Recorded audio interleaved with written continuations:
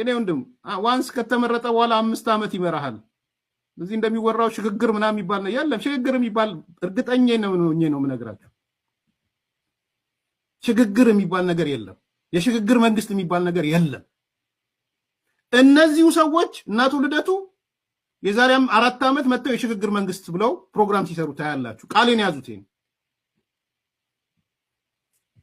እናቱ ጀዋር መጥተው የዛሬ 4 ዓመት ህይወት ይስጠን እግዚአብሔር፣ የዛሬ 4 ዓመት መጥተው የሽግግር መንግስት ሲሉ ተሰሟቸዋላችሁ። የሽግግር መንግስት የሚባል ነገር የለም።